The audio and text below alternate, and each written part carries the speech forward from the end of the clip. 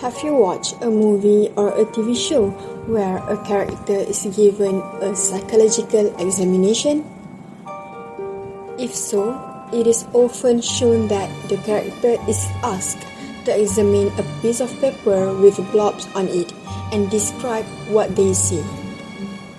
Made by famous entertainment media, this is a depiction of a genuine psychological test known as the Rorschach test. Rorschach test, also known as Rorschach in blood test, is a projective method of psychological testing in which a person is asked to describe what he or she sees in 10 in bloods, of which some are black or grey and others have patches of color. This projective test often appears in popular culture and is frequently portrayed as a way of relieving a person's unconscious thoughts, motives, and desires. In a small town in Switzerland in 1917, psychiatrist Hermann Rorschach began carefully splattering paints on cards to study how the mind works. Asking people what they saw, he observed a correlation in responses from patients with schizophrenia and theorized that mental health could be assessed by how someone processes visual information. Rorschach's original 10 images were published in 1921, the year before his death. After being brought to Chicago, they spread quickly across the United States as a popular personality test. It attained peak popularity in the 1960s when it was widely used to assess cognition and personality, and to diagnose certain psychological conditions.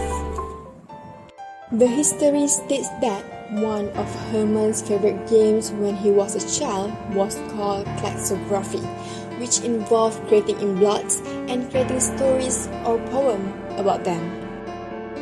He thoroughly enjoyed the game so much that his school friends nicknamed him Klax, the German words for in bloods. His interest in bloods continued into adulthood. While working in a psychiatric hospital, Rorschach noticed that patients with schizophrenia responded to the bloods differently from patients with other diagnoses. He began wondering if in bloods could be used to create profiles for different mental disorders. Most personality tests are objective, that they have standard methods of administration and scoring.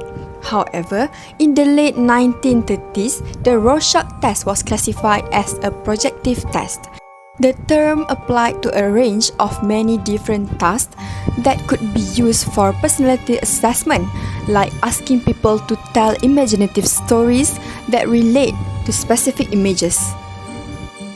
The idea was that this task forced people to project and put forward distinctive and interesting aspects of their personality when completing an activity that does not include much external guidance. Upon presentation of each card, the psychologist asked the client what this might be. Projective tests are contrast with objective personality tests, which refer to self-rating questionnaires. Individuals indicate whether oral descriptions are characteristic of them using an established set of response options. The Rorschach test is a projective psychological test in which subjects' perceptions of in blood are recorded and then analyzed using psychological interpretation, complex algorithm, or both. Some psychologists use this test to examine a person's personality characteristic and emotional functioning. According to Rorschach's theory, their responses can give clues on inner workings of their personality. This is known as projective measure. In other words, the test is used to assess an individual's response to ambiguous stimuli to uncover unconscious thoughts. It has been employed to detect underlying thought disorder, especially in cases where patients are reluctant to describe their thinking processes openly.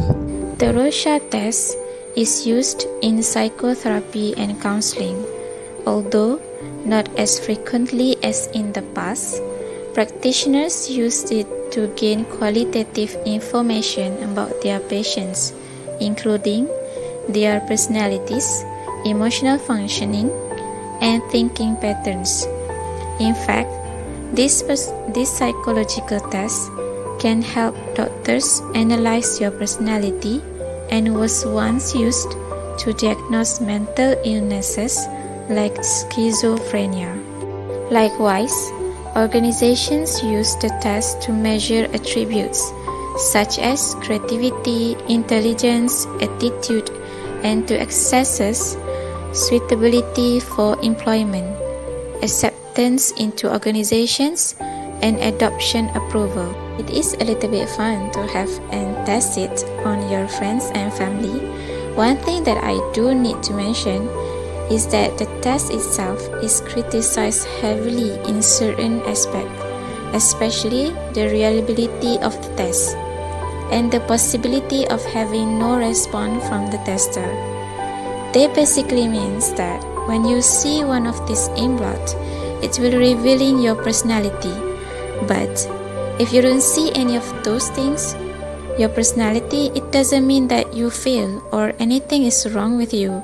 It simply means that you perceive object differently, or personality, you have to perceive that differently than what most people saw.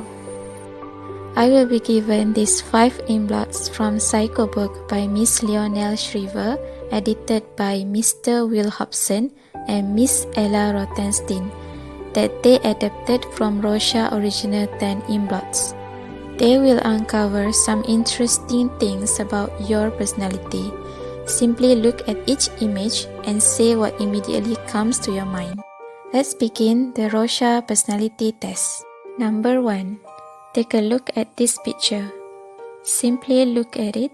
I will give you all a few moments to do so. What do you see? If you see a roast chicken, you may have a few doubts about what you're doing, but overall, you feel very centered and clear about what you need. If you see a screaming cartoon cat, you're a problem solver and you like for your voice to be heard. You strive on negotiation and conflict, and you may come off as abrasive sometimes.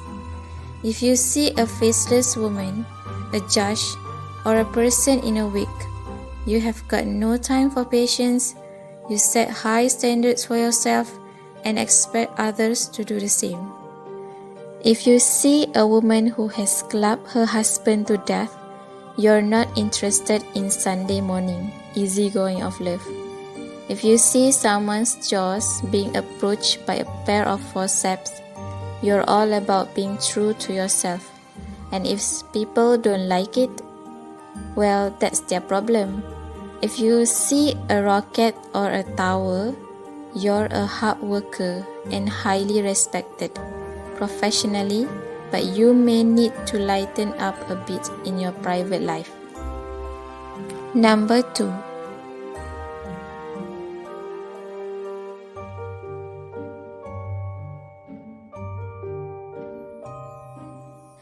If you see a strong man flexing, you're highly capable and competitive. The bar is set high for you, but you're always up for a challenge. If you see a pair of rams butting heads, you're self-disciplined and reliable. You know what you're doing, which inspires clients and colleagues, but you're also a very nervous and stressed person. But don't worry, only the closest to you can tell.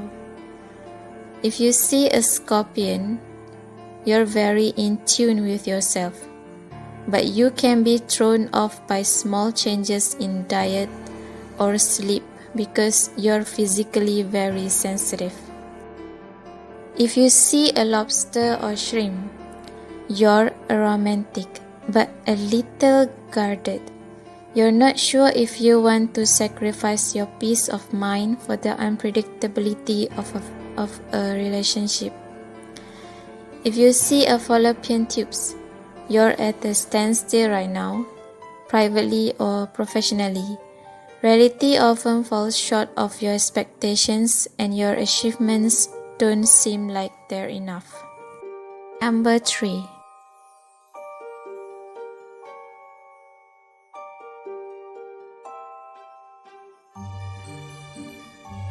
If you see two figures leaning forward, possibly in prayer, you're a patient and cerebral person. If you care about something, you don't settle for anything less than the best. If you see a racing car or two furry cubs, babies or devils, you have got a great imagination. You're instinctively metaphorical and can easily see things from other people's point of view. If you see a dentist or barber chair, you're sensitive and generous, and you take things painfully to heart. You're transparent with your feelings and prefer simple, laid-back environments. If you see a woman lying down with her legs open, you're easily distracted. You crave balance in your life, and you pay very special attention to physical sensations. If you see two dark forces about to invade a figure, you're constantly starting something and leaving it unfinished. Everything for you is a work in progress. Number 4.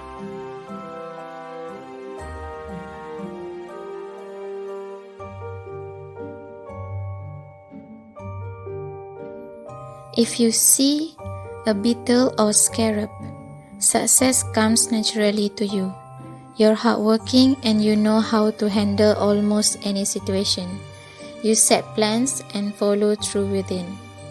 If you see a pair of emus facing each other while wearing feather bows, I would admit some of these are extremely specific. You look glamour and the high life. You know all the hottest spots in town, but you have got a few inner struggles going on.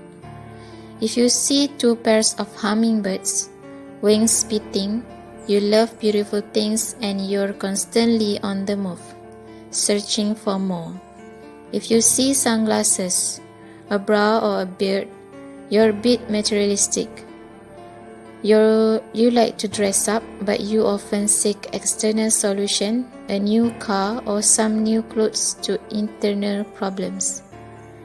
If you see a skeleton or bones, you feel like you're on a merry-go-round, like life is always repeating itself. You're worried that it all come to a grinding halt and you think you need to take more emotional risk.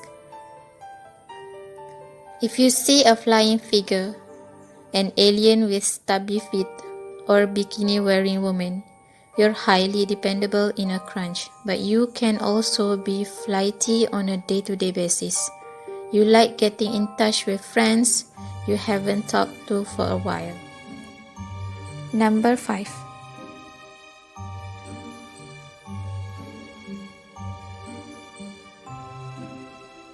If you see springtime pansies or a bird of paradise, you're charming and thoughtful, but you're slightly modest. You love discussions and generally like people and what you can learn from them.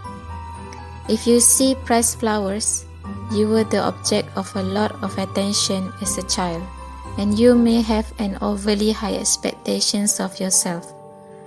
If you see a moth, butterfly, or dragonfly, you're a very independent person. You're drawn to the limelight, but you know it comes at a cost. You also cannot stand being told what to do. If you see a pair of eyes shrouded in darkness, you live inside your own head and think things over exhaustively. So how is it? Interesting, right? From my result, for the most part were very accurate, which is truly why I thought this test would be just as good as the personality tests that has been used today, like the MBTI test or personality test of Myers and Briggs. But how about you? Were the results accurate or were they completely off? I know this test was a bit on the weird side, but like I said, I kind of figured it would be a bit of fun for everybody. But keep in mind that the original test and this test are not the same thing, but ever since the test was created, it has been adapted by numerous psychologists with different inkblot added to see different outcomes for people. The entire thing is fascinating to us, and I hope that all of you enjoy this little test as well. Okay, that's all from us. Stay safe. Thank you.